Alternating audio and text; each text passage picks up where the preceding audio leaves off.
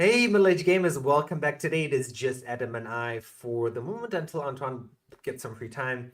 That being said, we've got lots of stories. You might have seen a lot of marathon videos drop recently. Adam's going to give us his expert opinion, given that I never played Destiny, um, and I played a bit of Destiny too, and I just didn't see what was there. So I'm interested to see what he talks about in terms of marathon. Today I'm going to be talking about the best early game armor in Avowed. I'm also going to be talking about something I found, which is Sophia in Exchange for Lies, a totally new game that I've never heard about, and we're going to end up with I'm going to sneeze. A total endless blue. Sorry, allergies here.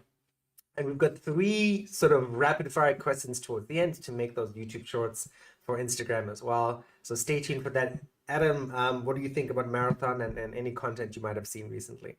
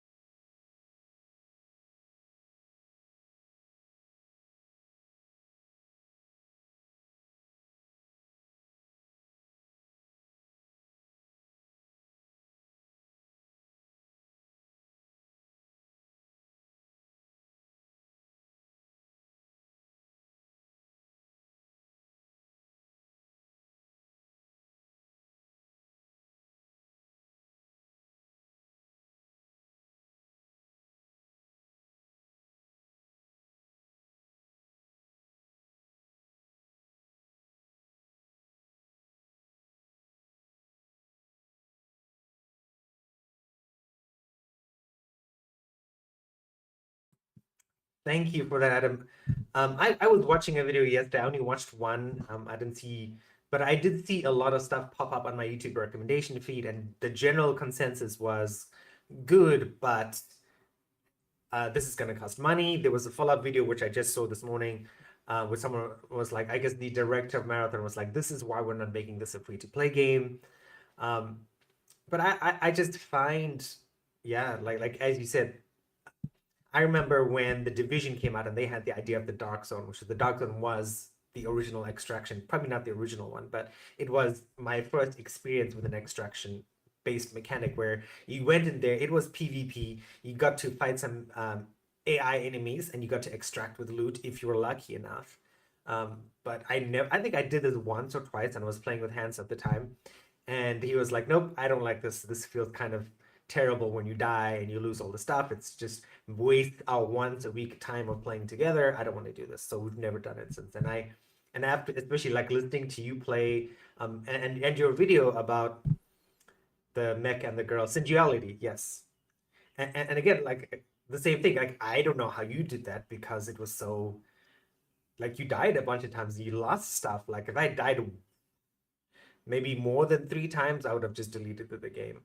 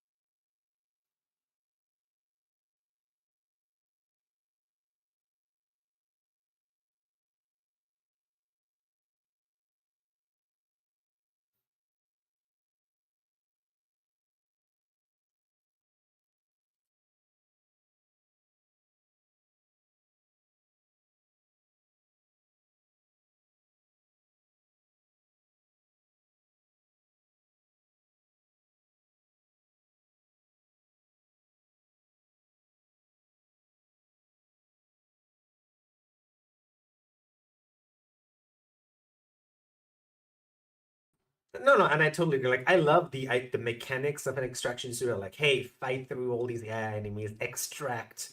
Awesome, cool. Just like the Left 4 Dead games, right? Wonderful. I guess Left 4 Dead still. Yeah, yeah, exactly. Even a game, and I think this might be a trend going forward. Is like the game Dark and Darker, which was really popular about a year or 2 years ago, which is like a fantasy extraction game. Um, it only had like it had the traditional extraction formula where you had players who got to extract together. Sometimes you managed to extract on your own, sometimes you didn't and you died, right? And they just launched a only PvE extraction mode, and apparently that is doing really well. Like we played this game with my older brother, who's 10 years older than us, right? And he hated the waste of time when my brothers and I made it all the way to the end. We got all this awesome loot, and we were killed at the end by players. And he was a good sport about it, but I can definitely see from his voice and like listening to some of the other games, like his people his age play game, sort of the kind of games they play, like they stay far away from extraction shooters because it's a waste of time for people in their 50s or mid 50s or late 40s, that sort of stuff. So I'm interested to see how this goes. My prediction, early on prediction, and I know Adam doesn't do this, so I will say, I think Marathon is not going to succeed, unfortunately for Sony. It's just because like with the tariffs and with the economics uncertainty, or like I don't think people want to pay, and especially with like the gaming price points, right? I don't think if they pricing this at $70 for an extraction shooter, that's no, I don't think anyone's. It's gonna be 40. Yeah. So, okay, $40 I think is doable, but even at a $40 price point, when you can play games like Frag Punk or Apex or whatever, which are not extraction shooters, I'll give that to you, but they're free to play. Why would you play an extraction shooter?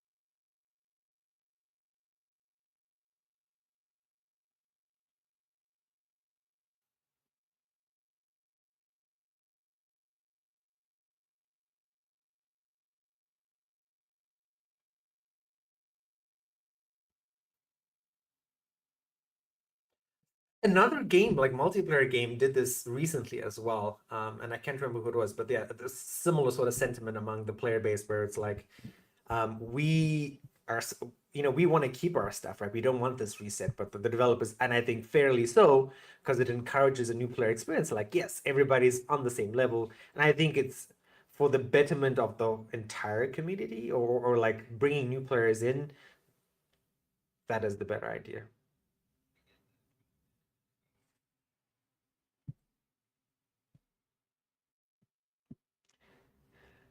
Well, Hearthstone implemented a very similar mechanic where, like, at the end of every cycle, like release season, where basically you'd lose some of the cards you might have purchased or stuff. Basically, you can only play them in a certain mode. You can't do that in the main mode of the game.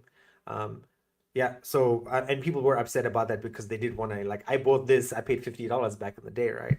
Um, so it's the same. Snap has a similar mechanic where it's like, I bought the season pass card, and then 2 weeks later the card is nerfed and it's useless, right? People were upset, but this is the way they make sure that the experience for the entire population is more even, rather than like, hey, here's a Korean who buys all these cards every single season, so he's got these overpowered decks, and I just lose to him all the time. Like, that's a terrible feeling.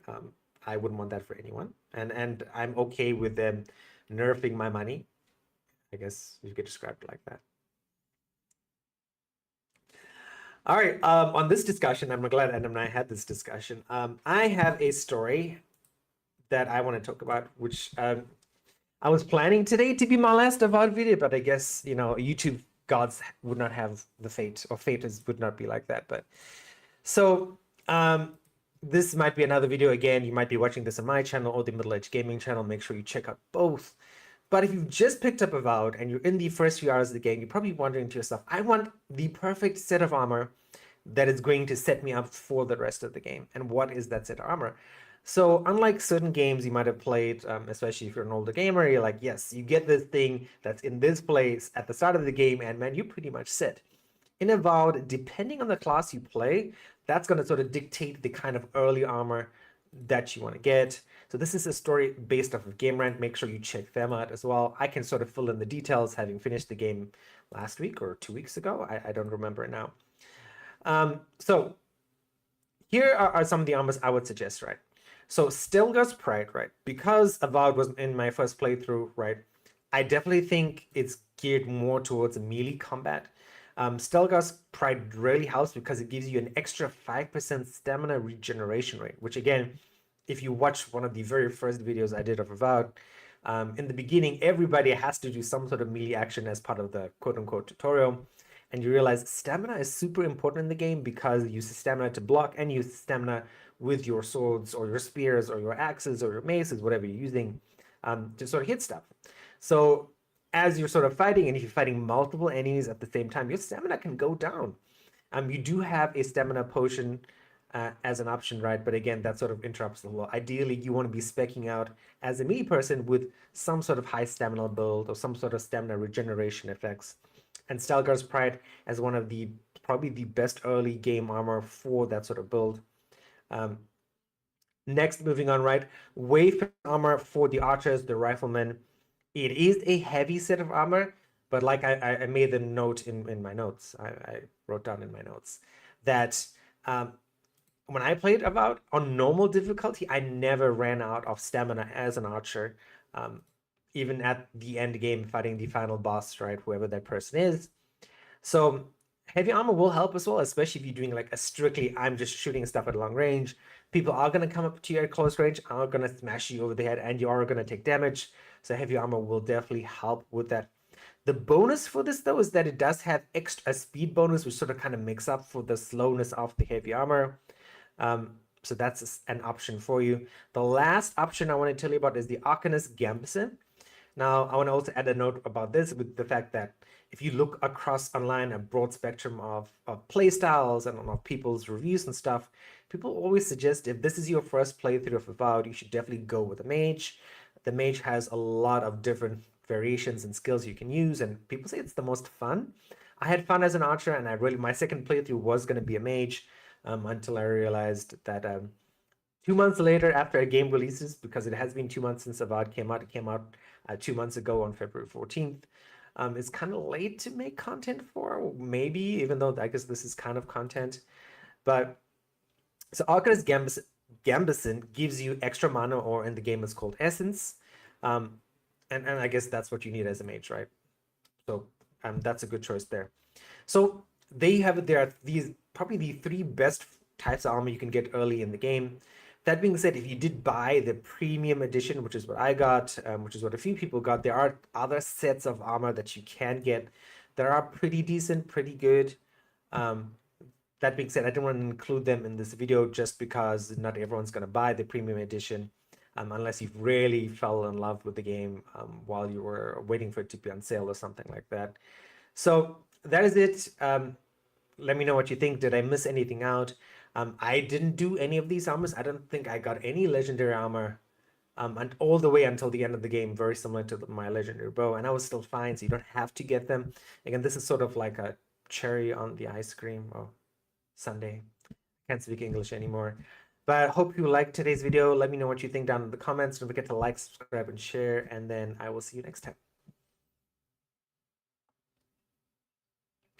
All right, done. And Adam, tell us about Tomo Blue? Tomo Endless Blue? Yeah.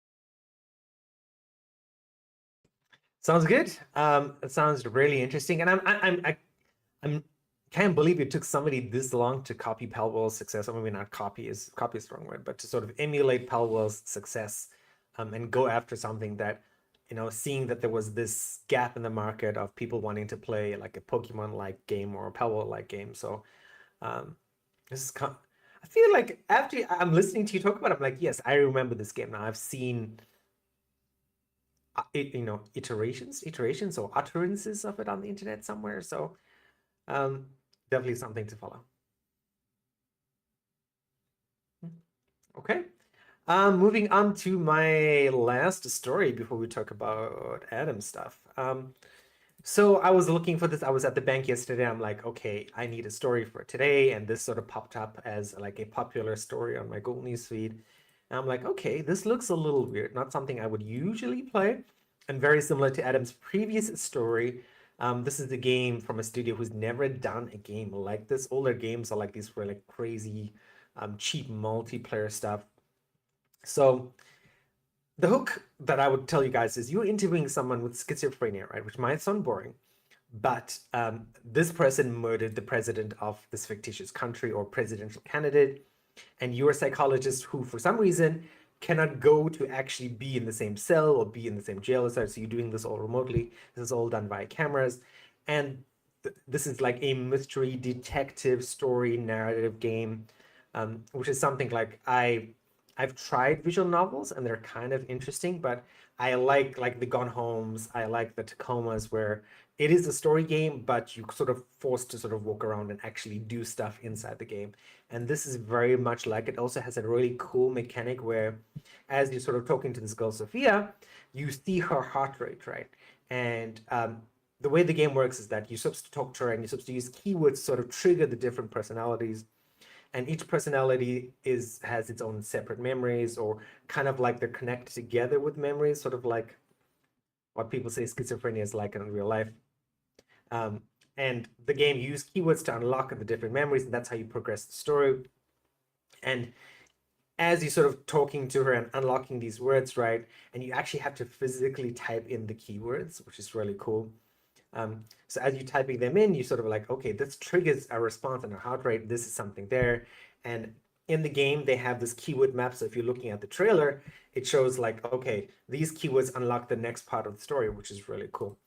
So let me read you the official spiel. Sophia, a girl with multiple personalities, is arrested as a suspect in the murder of a presidential candidate, Philip. As you, a psychiatrist, you're assigned to interrogate her after she has closed her mind. Again, some of this is just translated. Again, this is a Japanese studio. Some of the English might sound a little weird, but just go with it. However, his remote location limits his investigative options. Through surveillance cameras, you meet four distinct personalities with secrets. Why did the girl murder the presidential candidate? So I guess she is confirmed she did murder the person. Your guesses will determine the fate of the five personalities that lie dormant inside Sophia. So multiple endings, which is what I like as well. I talked about the keywords already. There's clues as well. So it's a really cool game. And as I was saying to myself when I was looking at this, like as I've gotten older, I like really interesting mechanics in games. I'm playing a game like Alchemy, Potion Simulator, something or the other. I'll put that down in the show notes as well. That I'm really enjoying on my Steam Deck, and the way you craft potions and discover new potions is really cool. So this to me, while I don't like the look of the game, like I prefer it if it was like an anime style. That was what I was kind of hoping for. The visual style looks kind of like PS2-ish. I don't know, not like I owned a PS2.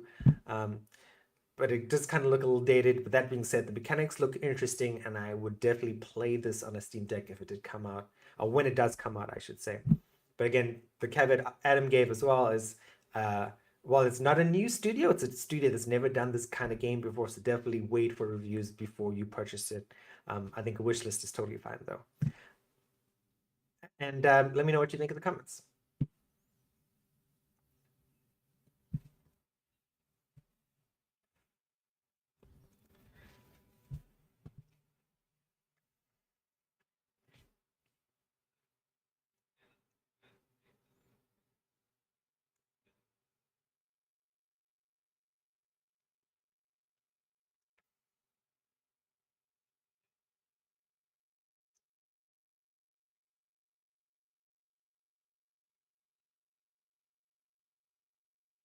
Right, right.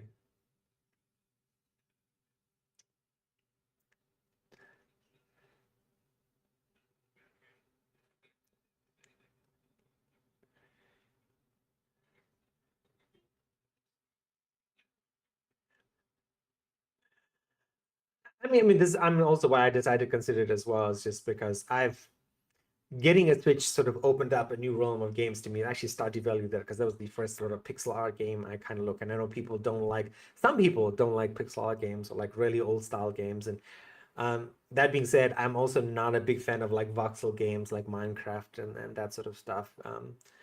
So I'm gonna give this a chance. This would definitely be one of those things where in between like an action heavy game, I'll probably play this.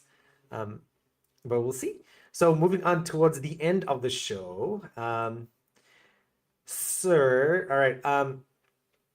Which question did you want to did you want to do the worst gaming opinion or do you want to do 5 years content?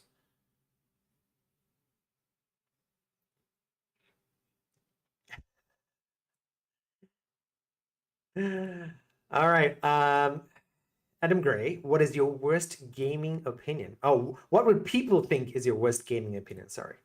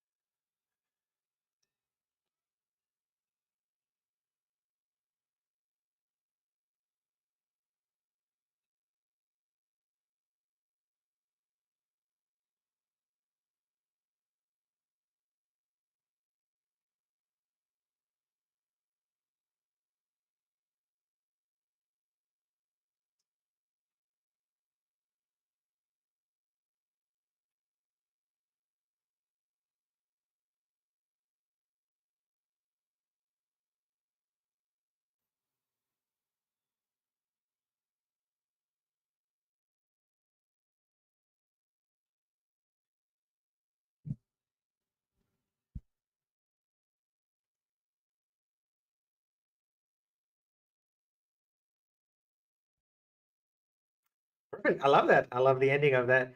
Okay, second question, sir. I guess I'll ask this in multiple parts. You can do your best to sort of compress it together. You recently streamed Ico's Choice. Tell us what is Ico's Choice, why you decided to come back to it, how you feeling about it after your stream. Um, go.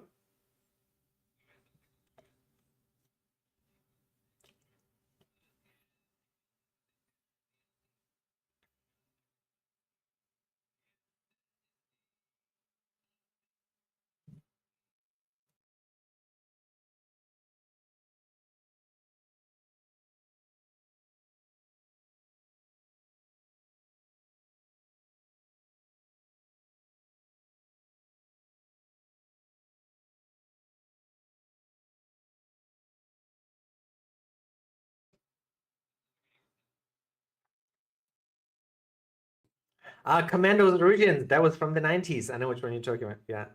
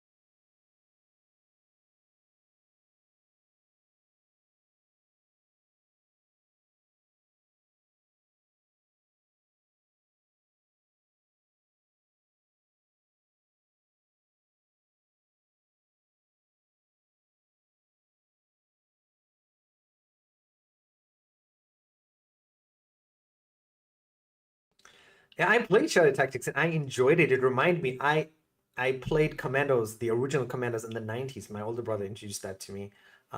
So when Shadow Tactics came out, I played it. I enjoyed it. It was fun. I think something else came along um, that made me want to do, I think played something else. But yeah, I've always wanted to go back to Shadow Tactics.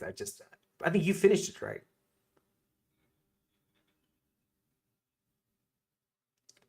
Nice.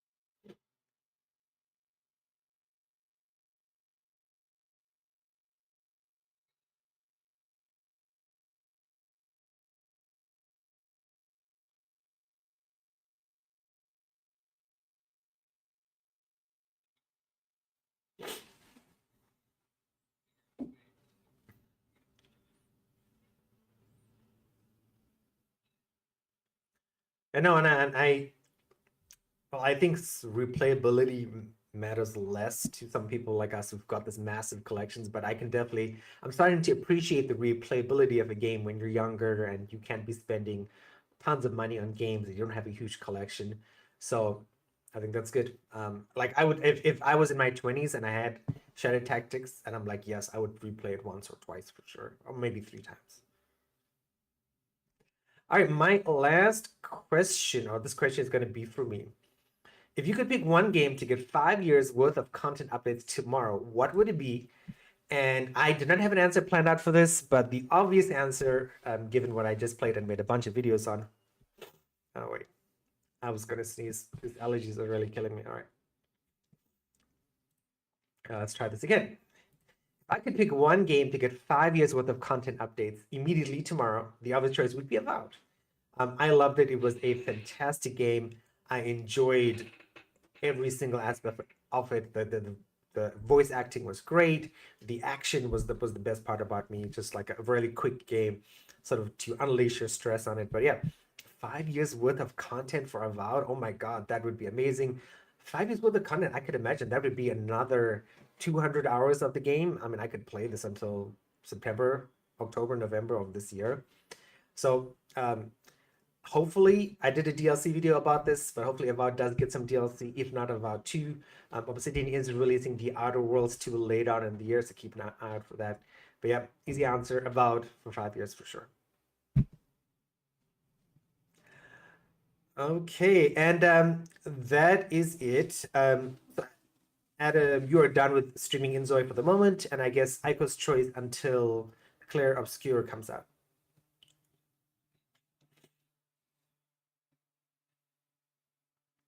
I've seen a lot of clear obscure stuff sort of pop into the narrative online of people like, hey, this amazing game is coming out, but no one's talking about it, is the usual headline.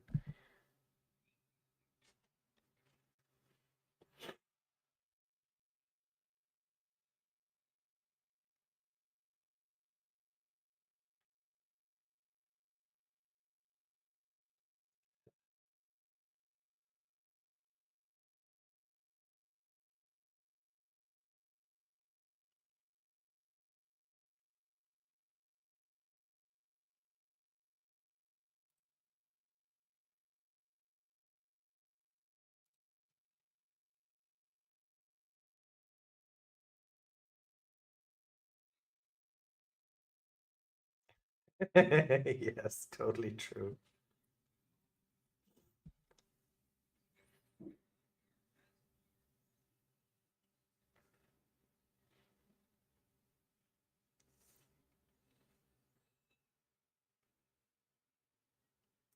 Exactly. So what is the date again? Remind me?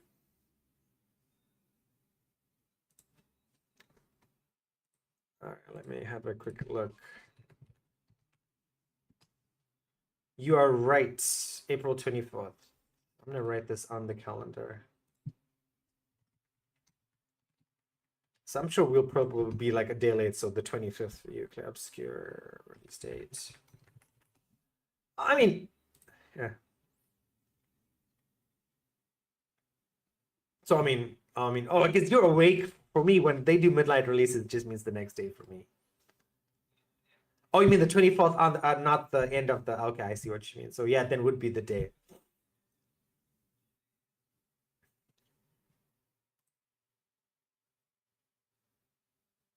Or just yeah, on that day. Got it. No problem. Very good. As usual, thank you guys for tuning in. Don't forget to catch the single videos, recommend the channel, and then to your friends who are looking for short, concise content. And we'll see you guys next week at the same time.